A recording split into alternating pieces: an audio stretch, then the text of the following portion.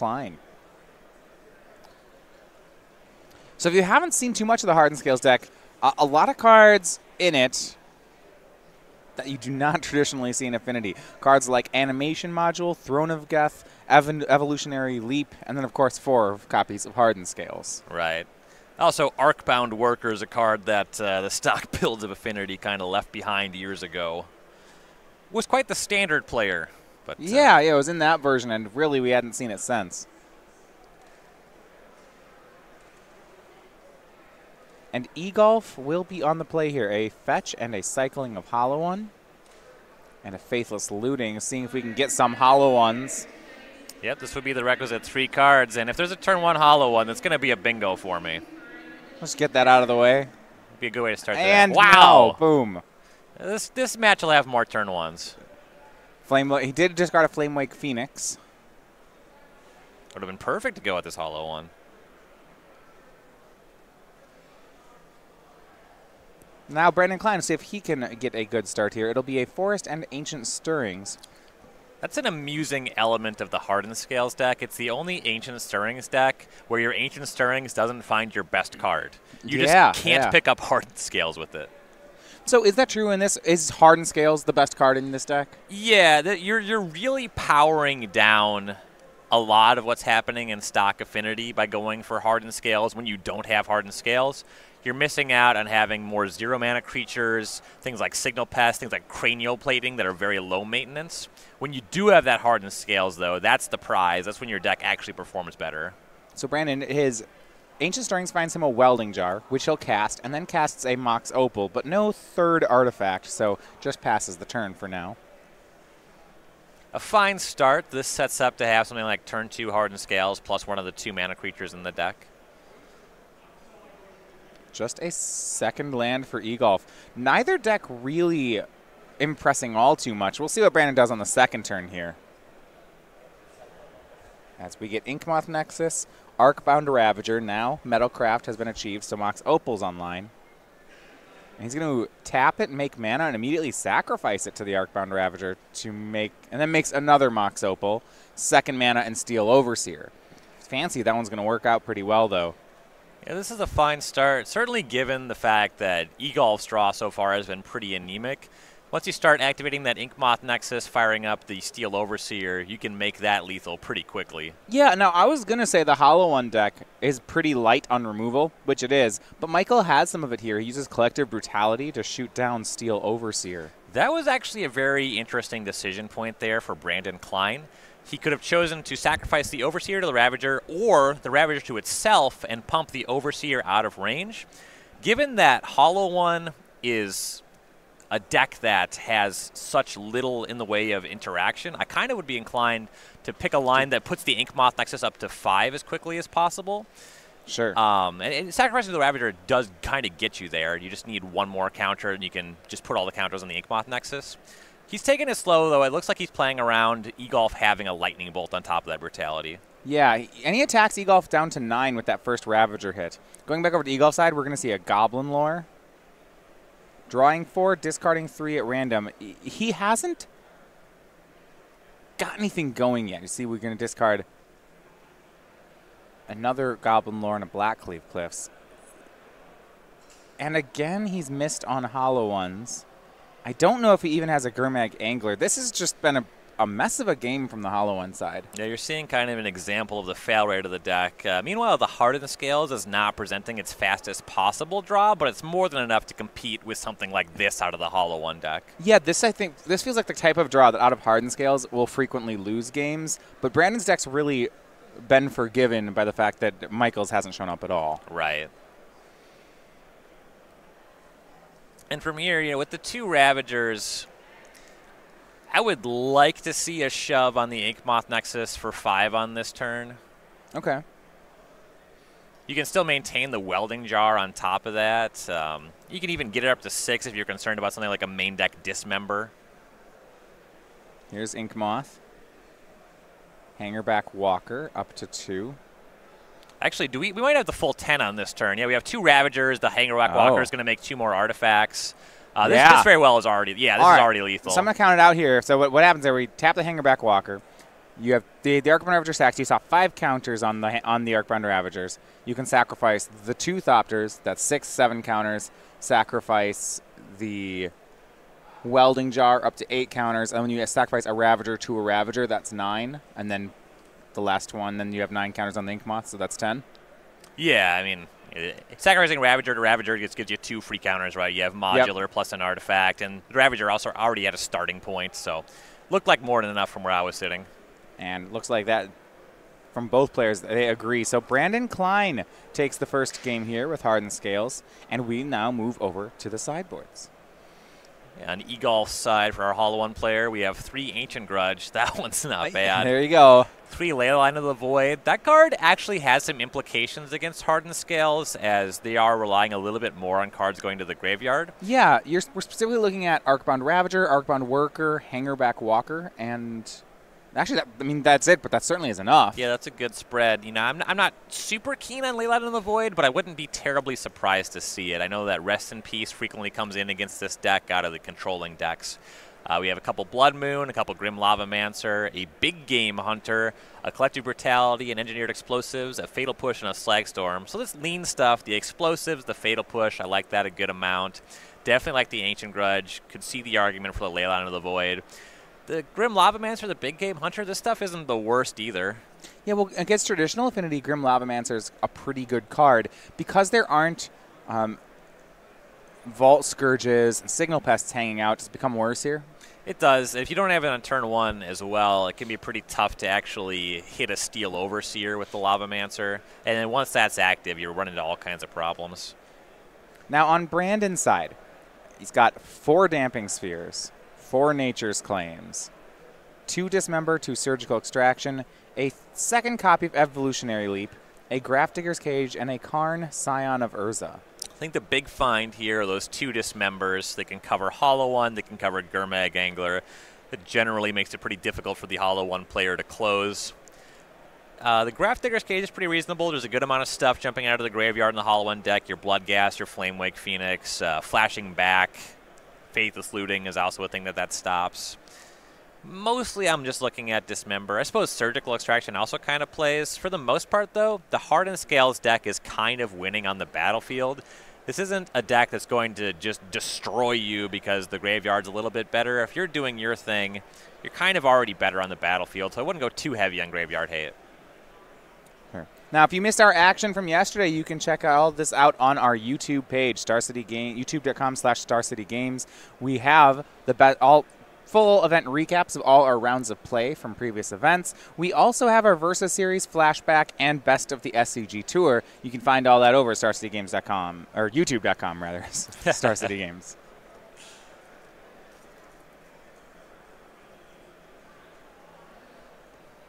Now, I know you were saying before, Grafdigger's Cage in this matchup is your thoughts as far as how good it is? Yeah, it turns off a few things. So the one thing that is likable about it, especially over the Surgical Extraction, is at least it's an artifact. It plays with Arcbound Ravager. Yeah. So the main things it turns off are Bloodghast and Flamewake Phoenix. Right. This is not a matchup where you're probably losing a lot to Flashback Faithless Looting, but you know we saw 3 Ancient Grudge. Yeah. Those had to be cast out of the hand to deal with something like Grafdigger's Cage, so that's another reasonable element that it covers.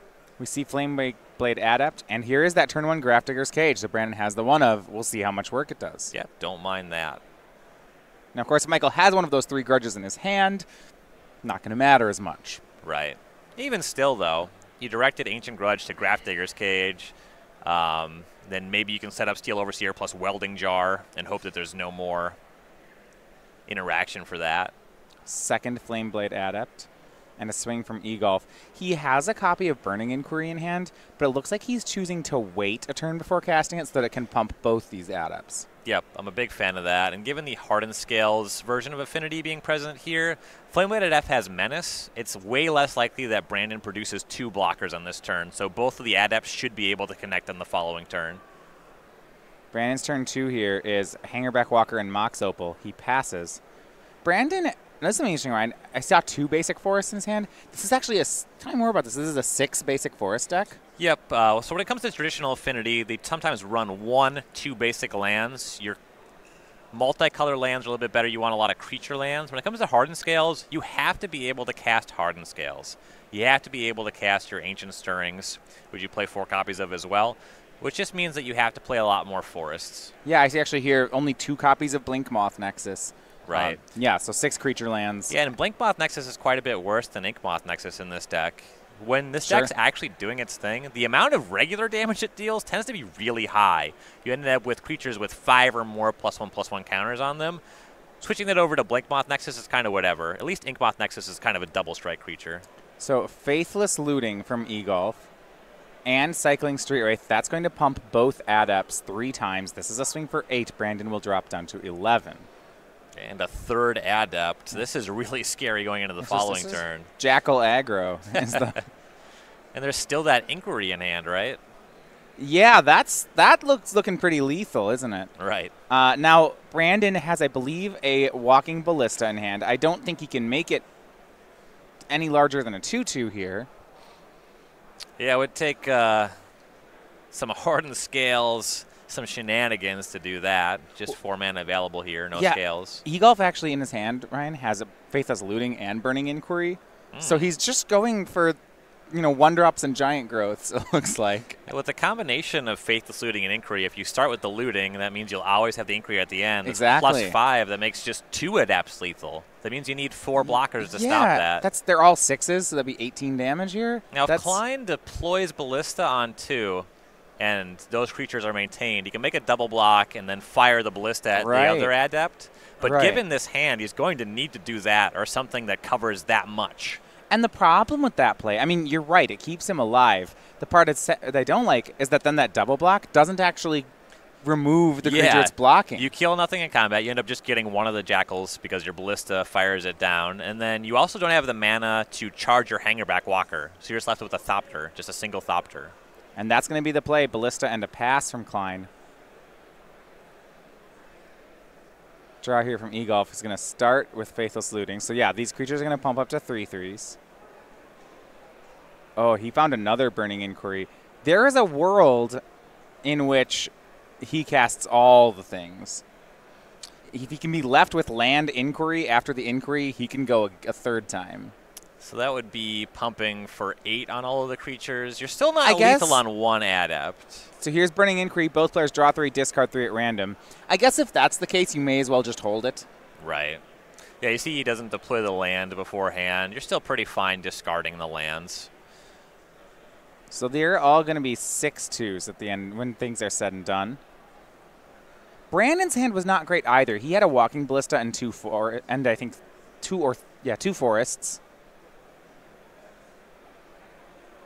Choosing 3 cards to discard looks like a Brutality and a Burning Inquiry and a land hit the bin for Egolf. But here are 3 6-power creatures. And actually, Brandon's hand appears to have been improved by the collective by this Burning Inquiry. We'll look at it more in a bit.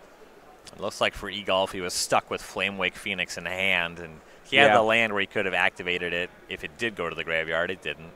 And here's the play we were talking about, the double block and shoot. So Brandon's going to go down to 5. Walking Ballista, unfortunately, does not trade with the other Adept, just dies in combat. Brandon gets a Thopter. He's got a lot of work to do to clean this one up. Yep. Though, from here, Egolf doesn't have a fistful of Burning Inquiries anymore. You can flashback Faithless Looting, and that does make the combination of Adepts lethal on the following turn. Actually, Cage turns that off, so he's just kind of plucking in for 1 apiece on those. Yeah. I was going to say, all it would actually take for Brandon to stabilize from here, at the moment, another walking Ballista would buy him some time. It looks like he's going to make 2 creatures, and he's just going to kind of hope that Michael stops having these 1-mana red cards. It's very unlikely that Egolf can make both Adepts lethal in the following turn. Yeah, he would need a Goblin Lore. Right. So I guess it's not too big of an ask. Well, Goblin Lore is just 3 cards. No, it's draws 4. Draw 4. Discards 3. Yeah. So it would need to be like Street Wraith into Goblin Lore. So, okay, so we're looking at 2 cards. Right. I mean, it's possible Michael's deck can do this, but it's not a guarantee to do it. Yeah, I mean, the top card had to be Street Wraith, and the next card would have to be Goblin Lore. We know he just has Flamewake Phoenix in hand from here. Agreed. Arcbound Ravager currently a 1/1. If Brandon wants to just block with it in combat and have the Ravager survive, He certainly has a free Mox Opal he can sacrifice. I don't know. I don't see another artifact that I'm too excited about sacrificing outside of that. I guess we'll see how this attack plays out. Yeah, you're probably not too keen on sacrificing the Graph Digger's Cage. No, that graveyard has multiple Flamewake Phoenix and a Faithless Looting in it. Now, what Egolf could start doing is just casting Phoenixes from hand if he has them. Yep, that's well and good for now. You know, that Thopter, I'd be pretty surprised to see the Arcbound Ravager just pump up the Thopter. Yeah. But you can just make a chump block for now. Do you think is it safe for Brandon to go to 3 here and just let the damage come in? I don't know if I want to leave myself dead to the Lightning Bolt. I'd probably make a chump block with the Thopter on this turn and then sacrifice the Thopter to Ravager. Yeah, Egolf's a 4-bolt deck. There's no chance they're in the sideboard, are there? No, not against a Steel Overseer deck, right? I wouldn't think so. Got to make sure you can tag that one. And Cline, you can see on the deck list how much he cares about untapping with Steel Overseer. Brought 3 Welding Jars to the table. Yeah, so if he doesn't... So here's a swing with both Adepts. They both have Menace, so at least 1 damage will get through. Some interesting decisions here on Cline's side. I think I see what's going on, Ryan, which is I believe Michael has Grim Lavamancer in hand, so he's really trying to get Cline to 4. And then from there, like, it'll be 2 turns to lethal. Yeah. It's unlikely Brandon can stop that. He'll have to try to race it, and that's reasonably difficult. So Brandon double blocks the Adept with Ravager and Thopter. Yeah, so with only 3 blockers, one of the Adepts does connect. And then, yeah, Lavamancer lethal in 2. Cline is playing a full set of Walking Ballista and a full set of Ancient Stirrings. Okay. That is really what he would be drawing to, though. And Brandon's got a decision to make here. The 1/2 Flamebait Adept. On the board, Brandon, the best play is sacrifice the Thopter to the Ravager. The Thopter's being ordered first. Just let the Ravager win in combat, move on. Brandon, I think, is deciding if he wants more to happen. And now he actually let the Thopter trade without sacrificing it. Can you tell me more about that play? It looks like he's giving respect to some removal spell. The idea is that if you sacrifice the thing to a Ravager and then a Lightning Bolt shows up on the Ravager, then you're kind of in a situation where you have to force a lot of action on the Ravager that you weren't looking to have happen on this turn. Yeah, if you're playing on specifically Lightning Bolt, my worry would be you just went to 4. Are you beating it anyway? Yeah, but you think maybe he can? 4's higher than 3. You know? You didn't leave yourself dead to it. Okay, so we're saying yes, we can. Yeah, I think it's certainly possible from here. He'll be on-tapping with Hangerback Walker. He has the Ravager. Pretty good at setting up some blocks. There's still those 2 creature lands. So even in terms of flying creatures or menace creatures, he has a good amount of material once he starts untapping with this mana. Yeah, and Michael's hand is Flameblade Phoenix and Lavamancer. He actually goes for the post-combat Phoenix now that the Thopter is gone, choosing that over Grim Lavamancer.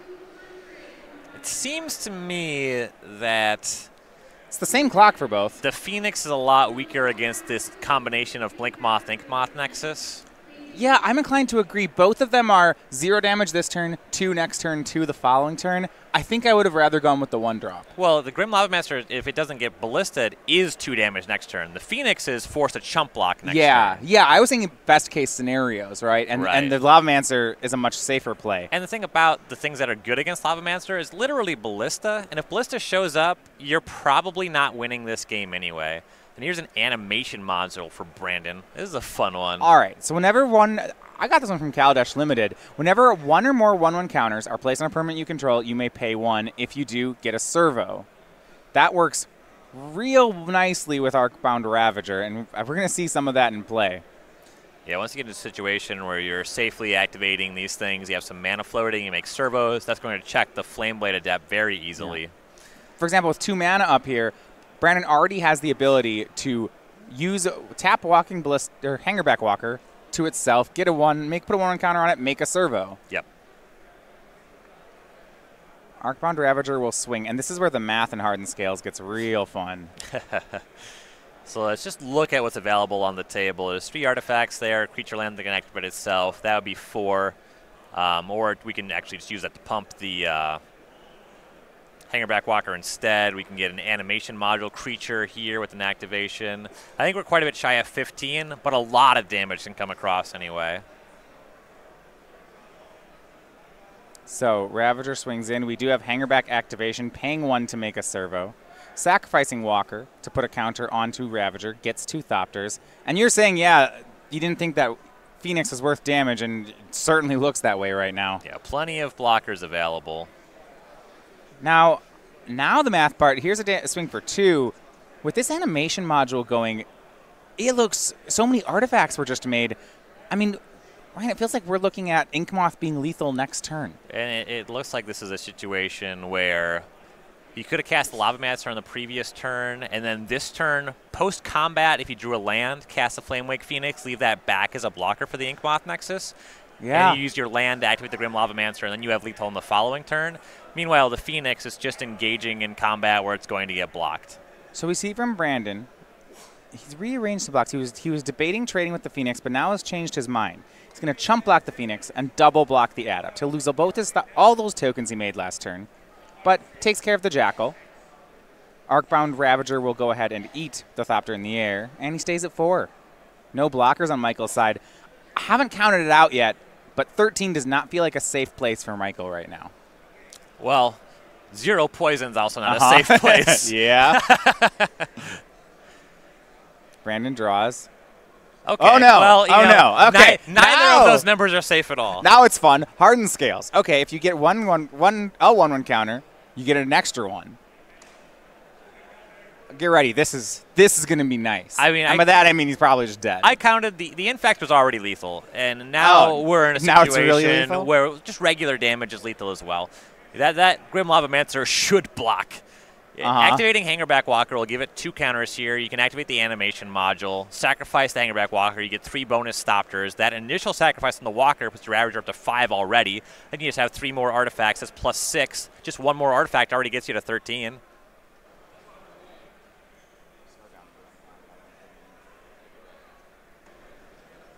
All right. I mean, if so you we're gonna control, walk me through it here. Sure. So Hardened Scales, and you activate Hangerback Walker. All right, it's at 3. So it goes from 1 to 3. Your Arcbound Ravager sacrifices Hangerback Walker. Ravager goes from 3 to 5. You get 3 Thopters. Okay, so it gets 1 extra because we're adding 1 for everything. Hardened Scales. Sacrifice your 3 Thopters for 2 counters each. Your Ravager goes from 5 to 7 to 9 to 11. 1 more artifact gets you to 13. Each artifact, each artifact is double pumping, and this Hangerback is 4 artifacts. That's 8. Okay. Yep. Yeah. When you have Hardened Scales, somebody's dead. Yeah, and they're dead. They're dead by a mile, aren't they? This isn't even close. You see an attack with Flamewake Phoenix, and we're going to see the other ability of animation module. If a 3 tap, choose a counter on target permanent to give them another, or 2 more because we play Hardened Scales. So now Hangerback will be at 5. We'll sacrifice it to Ravager. It gets 2 counters. Then we get 5 Thopters.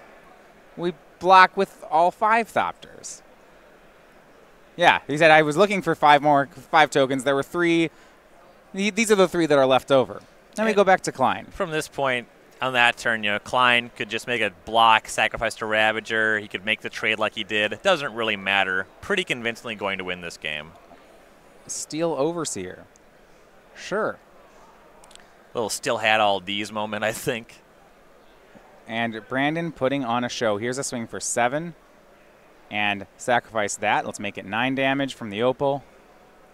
Oh, well. Animation module means time to get a servo. We'll pay 1 for that. Sacrifice that servo for 2 more counters.